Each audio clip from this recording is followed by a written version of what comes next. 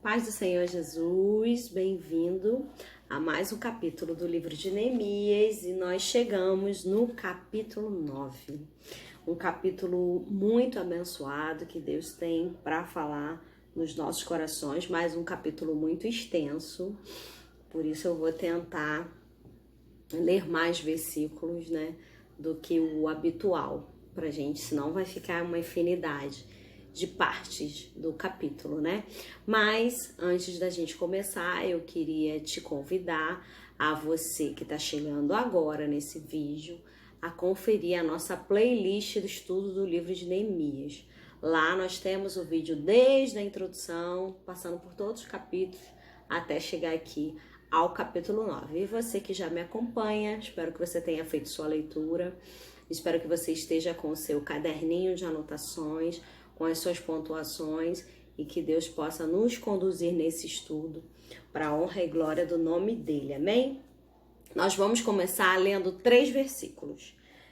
Eu intitularia essa primeira parte que nós vamos gravar como arrependimento e confissão de pecados, que diz assim, em Neemias 9, de 1 ao 3. No dia 24 desse mês, se ajuntaram os filhos de Israel com jejum e pano de saco e traziam terra sobre si. Os da linhagem de Israel se apartaram de todos os estranhos, puseram-se em pé e fizeram confissão dos seus pecados e das iniquidades de seus pais. Levantando-se do seu lugar, leram o livro da lei do Senhor seu Deus, uma quarta parte do dia, e a outra quarta parte deles fizeram confissão e adoraram o Senhor seu Deus. Essa primeira parte que eu separei para vocês, a gente vai falar desse momento em que o povo foi vivendo a partir do capítulo 8, onde lembra que eu falei para vocês que eles pediram que a lei fosse lida, E a partir do momento em que a lei é lida, há um entendimento de que o que se fazia estava completamente contrário às ordenanças do Senhor, os mandamentos do Senhor. E conforme a palavra ia sendo lida, todo o povo se quebrantava. No último vídeo a gente falou da festa dos tabernáculos, que eles habitaram em barracas, em tendas, celebrando por 7 dias, ou seja, abrindo mão, sendo todos uma mesma pessoa, que não tinha isso que uma casa era maior, outra casa não, todo mundo na mesma situação, diante do Senhor e dedicando aqueles dias a ouvir e aprender a palavra do Senhor. Só que, assim, foi algo tão tremendo, tão intenso, tão novo para aquele povo que não conhecia esse momento de leitura, um povo que era cativo, um povo que não era dali e que de repente ouvia falar pelos seus parentes e de repente nesse momento de reunião, de ajuntamento, eles ouvem a lei e o Espírito Santo ministra de maneira tremenda aos corações e é ali um quebrantamento. E o que acontece? Eles não conseguem parar de ouvir essa lei, de ouvir essa palavra do Senhor. Então chega o 24º dia e eles estão como? Eles estão se ajuntando para continuar ouvindo a palavra do Senhor. E conforme eles iam ouvindo, assim como foi no capítulo 8, continuava a gerar um sentimento de arrependimento, um sentimento de confissão de pecado. E por conta de se considerar pecadores, eles se colocavam em jejum, eles se vestiam de pano de saco, eles jogavam terra ou pó, dependendo da versão da sua Bíblia, sobre as suas cabeças, no modo de dizer o quanto estavam arrependidos, no modo de externar o sentimento que estava lá dentro, todos eles colocando para fora do modo de que modo? Do modo de fazer jejum, do modo de se vestir de cinzas, do modo de colocar a terra sobre a cabeça, num ato de arrependimento. Os estudos dizem que esse modo, essa postura de se vestir de cinzas, de colocar O pó sobre a cabeça também era de modo de representando o luto. E eu fiquei pensando que luto era esse. E o Senhor foi me mostrando assim que esse luto nós podemos considerar hoje como morrendo esse velho homem. Que velho homem era esse? O homem que não conhecia a palavra. Um homem que não tinha em sua vivência até aquele momento a compreensão da palavra do Senhor, a leitura da palavra do Senhor, esse ajuntamento de irmãos, esse aprendizado. E aí no momento que eles começam a vivenciar isso com frequência, um velho homem se morre, desce ao pó. E um novo homem se levanta. É o que a gente vai ler mais para frente. Então, eles se faziam justamente para externar esse sentimento. Então, eu anotei assim: deste modo, eles se humilhavam, rogando a Deus. Eles, nesse modo também, eles se apartavam daqueles que eram estranhos e se juntaram com os seus irmãos e se levantaram para confessar os seus pecados e os pecados dos seus pais, dizendo para Deus: Senhor, nós chegamos até aqui, nós fomos muito desobedientes a todas as ordenanças que o Senhor deixou, nossos pais não foram prudentes, nossos pais, que eu digo pais, não os pais direto, mas os outros pais, os que cometeram lá o pecado da desobediência, da adoração a ídolos, e o que levou o povo ao cativeiro. E eles vêm nesse momento confessar esses pecados, tomar para si e pedir: Senhor, perdoa nossos pais, eles erraram por não cumprirem as ordenanças do Senhor, por não obedecerem ao Senhor. Nos perdoa, eis-nos aqui. Era um movimento de clamor, era um movimento de arrependimento, era um movimento de confissão de pecado, sabe? Era um tempo de clamor, um tempo de se levantar, um tempo de estar na presença de Deus. Em todo momento a gente ouve que eles se juntam para ouvir o quê? A palavra do Senhor. Então, levantando, eles leram o livro da lei. Numa parte do dia eles liam o livro da lei, na outra parte eles confessavam os seus pecados e adoravam a Deus. Olha o movimento. Quando nós lemos a palavra do Senhor, o Senhor vai ministrando aos nossos corações. O Senhor vai falando conosco, Ele vai nos mostrando aquilo que a gente precisa melhorar. Talvez até aqui você ainda não tenha mudado de atitude, mas talvez esse seja o ponto para você mudar de atitude. Como assim? Talvez até agora você ainda não tirou um momento para a leitura, para o aprendizado da palavra. Talvez até aqui você ainda não tenha decidido mergulhar em conhecer o Senhor Jesus. Talvez até aqui você ainda não tenha feito, talvez em toda a sua vida, a leitura da Bíblia toda, de todos os livros. E talvez seja o momento que Deus te chama, me chama, para a gente mergulhar em conhecer o Senhor, para a gente buscar Ele, prosseguir conhecendo ao nosso Deus, conhecendo como? Através da sua palavra. E quando nós estivermos lendo a palavra, Ele vai ministrar os nossos corações e nós vamos confessar os nossos pecados, as nossas falhas, as nossas transgressões, porque a palavra liberta. O Espírito Santo, Ele ministra. Quando e como? Quando você estiver buscando aprender mais do Senhor. Ele vai te levando, Ele vai te conduzindo, Ele vai te mostrando, Ele vai te revelando, Ele vai abrindo o seu entendimento para que você possa compreender todas as coisas que Ele quer falar. Então, até aqui o Senhor nos convida ao quê? A meditar. Uma parte do dia meditava na palavra do Senhor, na outra parte do dia eles confessavam pecados. Cada um de nós precisa confessar os seus pecados. Precisamos nos colocar em jejum, precisamos nos colocar pautados na palavra de Deus, ter um tempo para o aprendizado do Senhor, ter um tempo da leitura da palavra. Você dizer: não, eu concluí a leitura, eu faço a leitura bíblica anual, eu faço parte disso, eu quero conhecer mais o Senhor. E cada tempo que você lê e meditar, o Senhor vai te revelando mais e mais. Mas aí você pode dizer para mim, mas eu não consigo entender. Prossiga tentando, prossiga, não desista, que o Senhor vai te revelar no tempo certo. Prossiga orando, jejuando, se colocando à disposição, se colocando diante de Deus. Às vezes a gente acha que a gente vai ler e vai, piscar. Não, o Senhor quer que a gente medite. O que é meditar? Eu já falei aqui para vocês, é você ler, é você reler, é você meditar, é você pensar, é você orar, é você voltar, é você ter as suas anotações, voltar, ler de novo, ler outra versão, buscar uma Bíblia de estudo. Busque ao Senhor. Busca o Senhor. Nós temos ferramentas para nos ajudar. Aquele povo não tinha. Era lido a palavra.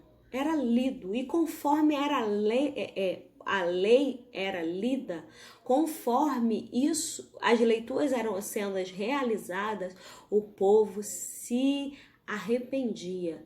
Porque entendia que estava longe dos propósitos. Enquanto lia a lei, se nós lemos a palavra e a gente não entende que a gente está longe do propósito e nós não entendemos qual é o nosso propósito, qual é o nosso ministério, por que o Senhor nos chamou e nos livrou, a gente está longe dele. Então a gente precisa se achegar. Para você poder fazer uma amizade, você tem que conhecer a pessoa mais, saber o que ela gosta de comer, a cor que ela gosta, o que ela gosta de vestir, o que ela gosta de ouvir, as suas afinidades. A mesma coisa o Senhor, para a gente poder conhecê-lo e ter um relacionamento com ele, você precisa conhecê-lo mais. E como? Através da leitura, através de oração, através de jejum, através da busca do Senhor. E aí ele ministra nos nossos corações, o Espírito Santo intercede por nós com gemidos inexprimíveis e ele leva ao Pai tudo aquilo que a gente não sabe nem falar. Quando nós vamos nos aproximando de Deus, o Senhor ele vai agindo de uma maneira tão tremenda que ele vai suprindo as suas necessidades, de modo que você vai pensar em algo e o Senhor vai te presentear com aquilo que você pensou. Pode ser uma coisa pequena, pode ser algo mínimo diante dos olhos dos outros, mas só você sabe que você havia tido aquele pensamento, que você havia tido aquele desejo e o Senhor foi lá e te presenteou. Mas sabe quando isso acontece? Quando a gente mergulha em conhecê-lo. Quando a gente mergulha em saber mais do Senhor. E era isso que aquele povo estava vivendo. Era esse tempo que aquele povo estava vivendo. Um tempo de conhecer quem era aquele eu sou, que eles ouviam falar. E agora, com a leitura da lei, eles estavam conhecendo esse Deus maravilhoso. E agora eu vou ler com você do 4 ao 6 para nós continuarmos. Que diz assim: Jesua, Bani, Cadmiel, Sebaías, Buni, Serebias, Bani e Kenani se puseram em pé no estrado dos levitas e clamaram em alta voz ao Senhor, seu Deus. Os levitas, Jesua, Cadmiel, repete todos os nomes e acrescenta alguns. Bani, Assabinéias, Serebias, Odias, Sebanias e Petaías disseram: levantai-vos, bendize ao Senhor vosso Deus de eternidade em eternidade. Então se disse: bendita seja o nome do Senhor da tua glória, que ultrapassa todo bendizer e louvor. Só tu és Senhor. Tu fizeste o céu dos céus e todo o seu exército, a terra e tudo que nela há, os mares e tudo que neles há, e tudo que há neles, e tudo que preservas a todos com vida, e o exército dos céus te adora. Nesse momento, os levitas, eles se levantam. Quando fala no versículo 6, eles se levantam no lugar deles. Eles se puseram em pé no estrado dos levitas. É como se fosse o púlpito. Lembra que a gente falou lá no 8, quando a gente começou a falar? É como se fosse o púlpito. Eles se levantam ali. Eles se puseram em pé no estrado dos levitas e clamaram em alta voz. Nesse momento, os levitas começam a clamar. Por quê?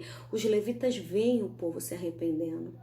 Os levitas conseguem perceber o que Deus está fazendo naquele ajuntamento, a maneira que Deus está movendo ao favor daquele povo. E quando eles começam a perceber todo o povo se derramando na presença de Deus, se quebrantando, eles clamam em alta voz e eles começam a aclamar a Deus. Eles começam a bendizer o nome do Senhor, eles começam a louvar o nome do Senhor e eles dizem: bendito seja o nome da tua glória, que ultrapassa todo bendizer e louvor. Só tu és Senhor. E começa a dizer o que Deus fez. Tu fizeste o céu dos céus e todo o exército, a terra e tudo que nela há, o mar e tudo que há neles e tudo que preserva, todos convidam, o exército dos céus te adora. Eles começam a louvar esse Deus maravilhoso,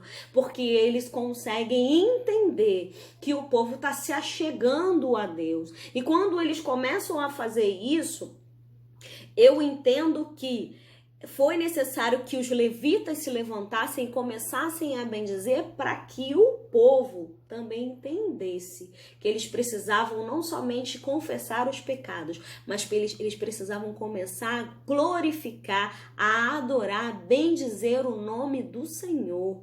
Eles começam a fazer, e quando um começa a fazer, o outro começa a ser impactado e vai impactando, e todo o povo, quando ele fala levantai-vos e bendizei o nome do Senhor, e eles começam a dizer tudo aquilo que Deus fez, tudo aquilo que Deus é, e há um grande mover. Em alta voz, eles dizem ao povo: levantai. Dizem ao povo: bendizem ao Senhor, um momento de adoração na presença de Deus, de louvor ao nome do Senhor. Não eram canções, eram orações. E o que a gente percebe no livro de Neemias? Inúmeros momentos de oração. Do início do livro até agora a gente percebe quantas orações. Orações de diversas maneiras. Nesse momento, uma oração de confissão de pecado. Mas nesse momento, uma oração diante de Deus para adorar. Será que nós, quando nos colocamos diante do Senhor, a gente faz orações de petições ou nós fazemos oração de adoração? Será que quando nós nos colocamos na presença do Senhor, nós nos importamos mais em listar todas as nossas necessidades, que são inúmeras? Ou será que a gente se coloca diante de Deus e louva o nome dele? E bendize o nome do Senhor e exalta o que ele é?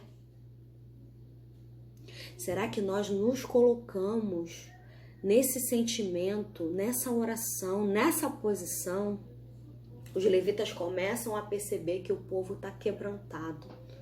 Pecados ali estão sendo confessados. Arrependimento. Um povo quebrantado. Um povo que, se precisa, se os levitas viram para o povo e falam levante-se, quer dizer que eles estavam prostrados.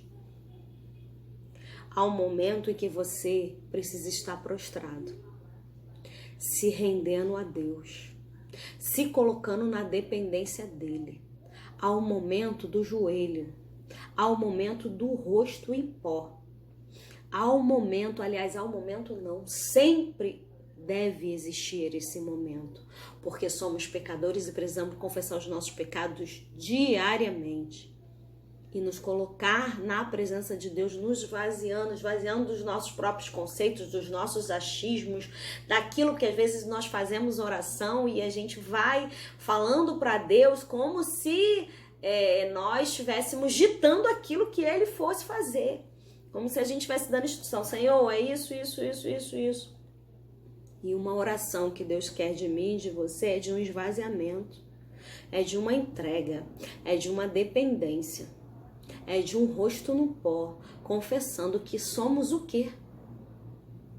Tem vários momentos que nós percebemos exemplos como esse que o povo teve, do rosto no pó, da veste de cinzas, do momento do quebrantamento. Vários. A gente vê em Davi, a gente vê no próprio Esdras, se você for lá no livro de Esdras, numa confissão de pecado, Esdras rasga as suas vestes, coloca a cinza sobre a sua cabeça, senta, se prostra e chora e lamenta o pecado, não dele, mas do povo. Ele percebe que o povo estava em pecado, ele percebe a mistura dos povos. E o Senhor sempre deixou a ordenança de não nos misturarmos. E quando ele percebe, quando ele ouve as notícias, ele rasga as vestes, coloca a cinza sobre o pó e confessa. E depois de fazer isso, ele exalta o nome do Senhor. Quando nós reconhecemos quem nós somos, aí a gente começa a entender quem ele é. Enquanto nós achamos que somos autossuficientes, que podemos, que merecemos, que somos, como é que eu posso dizer? Como se fosse uma criança merecedora de um prêmio, de um presente no Dia das Crianças, de um presente de aniversário, de um presente de Natal, por ter se comportado bem. Às vezes a gente se comporta diante de Deus nesse sentimento de ser merecedor. E aí, por ser merecedor, você tem petições. Senhor, eu tô fazendo, mas eu quero isso. E nós não nos colocamos e não nos posicionamos numa oração de entrega, numa oração de adoração. Será que a gente tira algum momento do nosso dia, alguma de nossas orações, é só para adorar? Eu não tô falando nem de agradecer, eu tô falando de adorar. Quando Jesus, ele ensina a oração do Pai Nosso, como que começa o Pai Nosso? Exaltando. Pai Nosso que estás no céu, santificado seja o teu nome. Será que a gente já começa a oração exaltando? Ou será que a gente já começa listando tudo aquilo que a gente quer e precisa? Porque talvez a gente se ache muito sofredor. E a gente precisa pedir muito mais do que exaltar. Aquele povo, naquele momento, estava primeiro se quebrantando, se esvaziando de si mesmo. Talvez eles podiam bater no peito, não, nós voltamos, nós estamos na terra, não. Eles se esvaziaram, eles entenderam a lei, eles entenderam as ordenanças. E quando eles se esvaziam, os levitas veem o posicionamento deles e levanta e começa a adorar aquele que é digno de todo louvor, de toda adoração. Os levitas começam a puxar essa adoração, porque aquele povo, ele não sabia muita coisa, ele estava ali aprendendo. Eu penso neles como eu até falei no outro vídeo, no primeiro amor, que a gente está ali rendido, que a gente está ali à disposição, que a gente está ali num sentimento que a gente precisa resgatar todos os dias. Todos os dias você precisa entender que você não é merecedor. Todos os dias você precisa entender que ele é digno e que ele não precisa receber a sua listagem de petições. Ele sabe tudo o que você precisa. E no momento que você reconhece quem é você? Responda para si mesmo, quem é você? O que você é merecedor? Quando você descobre quem é você, se que você é merecedor ou não, e aí você é conduzido a adorar, é conduzido a exaltar. Sua mente, é como se a nossa mente se abrisse o entendimento e a gente começa a exaltar aquele que é digno. A gente começa a exaltar aquele que é santo. Aquele que é quando os levitas começam a dizer que fez a terra, o céu, o mar, tudo que nele há, que preserva tudo. Tu és Senhor. Quando a gente reconhece que somos servos e que Ele é Senhor e a gente começa a adorar, é quando nós entendemos para que fomos chamados. E é quando a gente entende de quem a gente é filho, né? E vamos continuar, a gente leu até o 6, agora eu quero ler com você do 7 ao 8, que diz assim. No 6 diz, só tu és Senhor. No 7 continua dizendo, tu és o Senhor, o Deus que elegeste Abrão, e tiraste de Ur dos caldeus, e lhe puseste por nome Abraão, achaste o seu coração fiel perante a ti com ele, fizeste aliança para dares à sua descendência a terra dos cananeus, dos heteus, dos amorreus, dos fariseus, dos jebuseus e dos girgazeus, e cumpriste as tuas promessas, porque és justo. Quando eles começam a ler o livro da lei, eles começam a perceber que o Deus que eles servem é o Deus que chamou Abrão. Que chamou Abrão lá de Ur dos Caldeus. Tu és o Senhor que chamou Abrão. Que tiraste de Ur dos Caldeus, lhe puseste o nome Abraão. Sabe o que eles estão falando ali? Tu chamaste o teu servo, o nosso pai, o patriarca de todo o povo judeu. Tu chamaste ele. Tu mudaste o nome dele. Tu deste um chamado para a vida dele. Por quê? A resposta está no 8.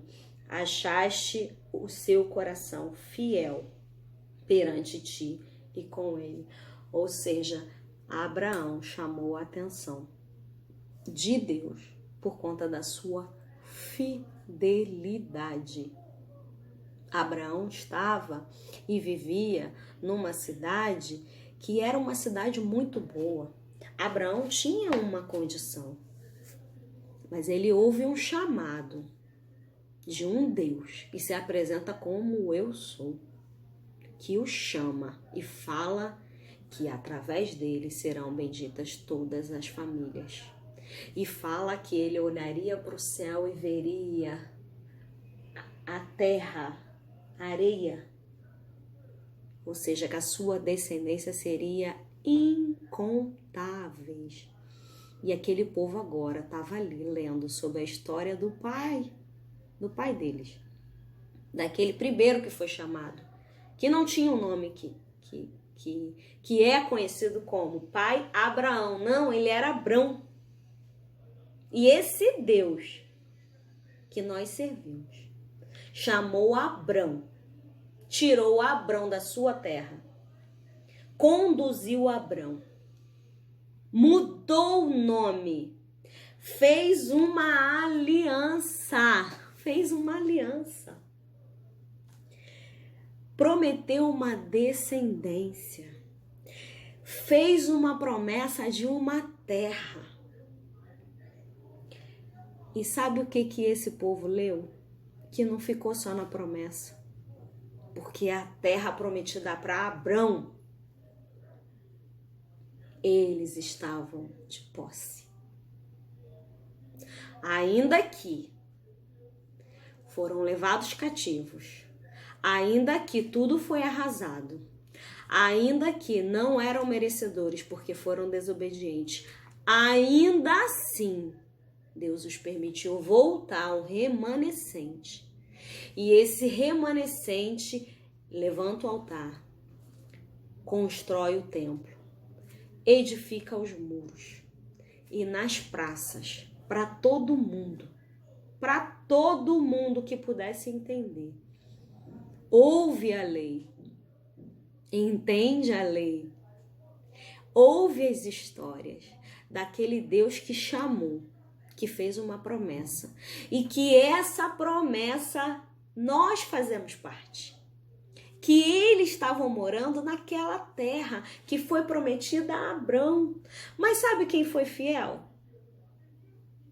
Abrão. Abrão foi fiel. pela fidelidade, pelo compromisso. Vocês sabem como Abraão foi testado.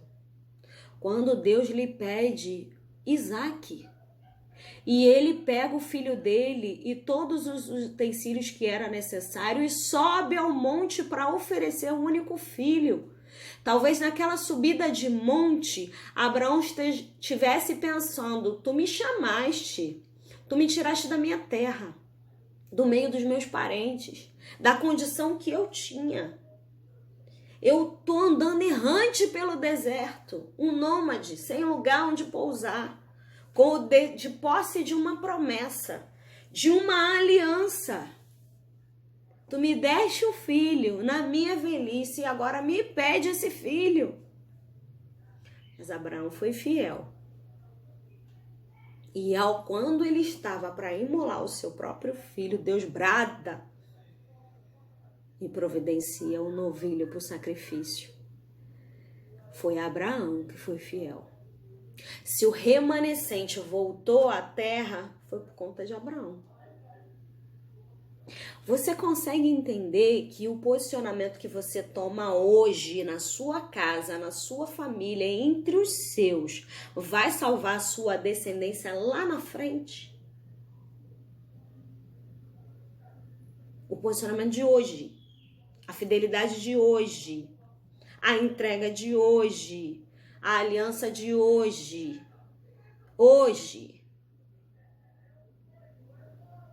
E aquele povo leu a história de Abraão e ficou comovido. E ficou cheio de satisfação, de amor, de graça, de gratidão. E foram bendizer o nome do Senhor. Porque que coisa tremenda e maravilhosa. Eles estavam, não que não sabiam, mas lendo nas escrituras, trazendo a memória, lembrando da promessa, lembrando de quem era, lembrando de onde ele saiu, lembrando de quem ele se tornou, lembrando que ele recebeu a promessa de uma terra que era de quem? Dos heveus, dos jebuseus, dos amorreus, dos eus todos. E que aquela terra ali, eles tinham voltado. Não eram merecedores, mas estavam ali, vivendo na terra que foi prometida lá atrás. Que Deus tremendo e maravilhoso. Que Deus é esse que a gente serve. Que Deus é esse. Por que Deus quer que a gente se entregue, mergulhe, conheça? Por que Ele quer? Porque Ele tem algo extraordinário para cada um de nós. E o que nós precisamos e podemos fazer em contrapartida? Conhecê-lo, servi-lo, obedecê-lo, bendizer o nome dele. Então hoje decida ser fiel como Abraão, decida tomar uma postura que lá na frente, seus filhos, seus netos, seus bisnetos, seus tataranetos possam vivenciar uma promessa que foi feita para você no dia de hoje, nesse ano de 2020, um ano em meio à pandemia, em meio a tudo que está acontecendo. Tome a postura hoje. O reflexo será de geração em geração, porque as promessas de Deus, elas se cumprem. E aquele povo estava ali, entendendo, e os levitas exaltando o nome de Deus, porque eles sabiam que a promessa foi feita e eles eram, como é que eu posso dizer? Não eram merecedores, mas estavam vivendo na terra que foi prometida, não a eles, ao pai deles. Há muito, muito, muito tempo atrás, por conta do que? Da fidelidade. Então decida hoje ser fiel. Decida hoje fazer uma aliança com Deus. Decida hoje. Decida hoje.